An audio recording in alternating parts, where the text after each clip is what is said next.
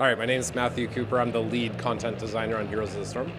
Matthew, you talked about what you announced here recently, Mephisto and map redesign. Yeah, so Mephisto, new ranged assassin coming to Heroes of the Storm, super iconic.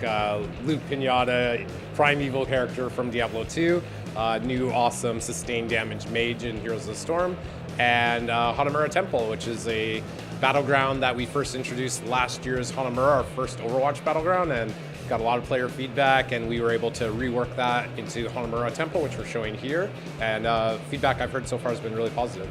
Let's talk about the map for a minute. How did you guys decide it needed to be changed? I mean, obviously player feedback, but there's also some internal testing that goes on as well.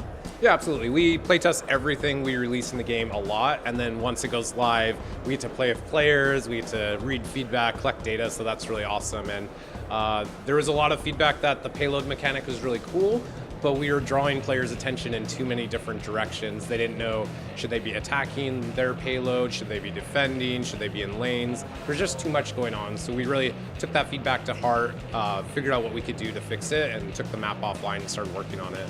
And overall, just focusing that into a single payload seems like that was the right decision. Talk about the new hero a bit, a new ranged assassin. What went into his design? Yeah, so Mephisto, this really iconic Diablo 2 character. We really wanted to bring that experience that players had playing against this character maybe thousands of times from Diablo 2, but now you can play as Mephisto.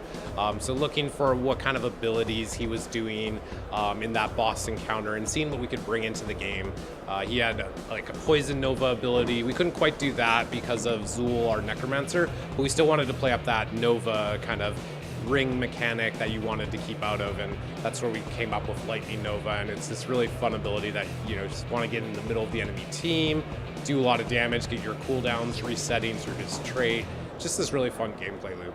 So how do you guys determine whether a hero is going to be an assassin, a tank, or support? Because for me, I love specialists, but the last specialist we've got was Zool, and we keep getting skipped over. I want a new specialist.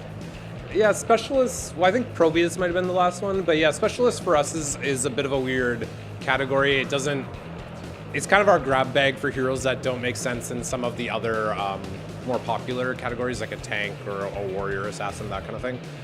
We do want to update our role system at some point, but for deciding if a character is an assassin or a support or a warrior, oftentimes it comes before we even start paper design on that character. We discuss which characters we want to do for a whole year. We want to have a nice balanced list of characters from different games, different play styles. And Mephisto is a pretty clear, he's an aggressive character, he's assassin. He's not going to be someone healing you, he's probably not going to be tanking, he's kind of a scrawny demon. So we definitely want to play up that kind of caster mage fantasy. Yeah, I remember one of the funniest things you said to me a few years ago was whenever we were talking about Sylvanas, and we're like, she's a specialist, and the joke around the office was, yeah, she specializes in killing things. Yeah, yeah, absolutely. Like we kind of see her as a ranged assassin. She's a specialist because she can, shut down towers, right? Like that was her thing. But realistically, she's a ranged assassin. You bring her on her team to be someone in your backline who's doing a lot of damage from range.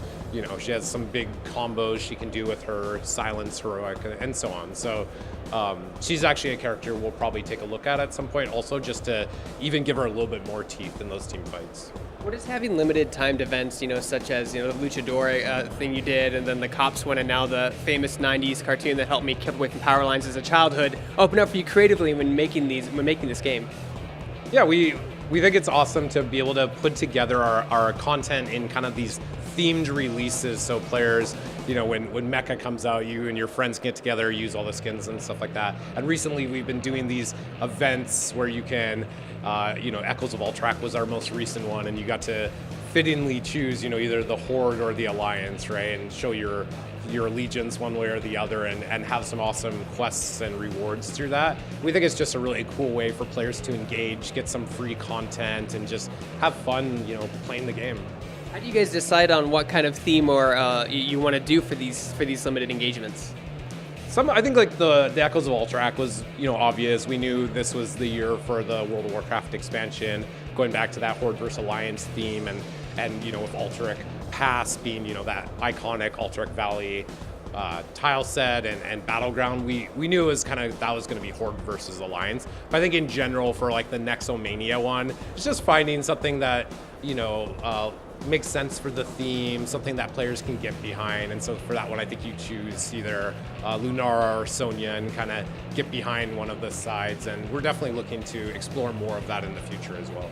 Can you talk about how when you recognize a hero needs a redesign like Diablo, for example, or Chromia, or just really anybody, and how that process starts to finish? It's a number of things. It can be anywhere from us looking at data for talent builds and just seeing, hey, Raynor kind of has one talent build throughout his tree. These are kind of the talents players want to go. Maybe we can make some small adjustments to just fix those talent issues. Oh, we're also getting a lot of feedback from players that would really love to see a larger Raynor rework. Okay, let's start going down that path. So it could be anywhere from us just looking at data, trying to make some improvements, player feedback, our own personal experience. It often starts small. It often starts with us tweaking one or two talents because we're trying to, create more talent diversity or give a player a better place in the meta.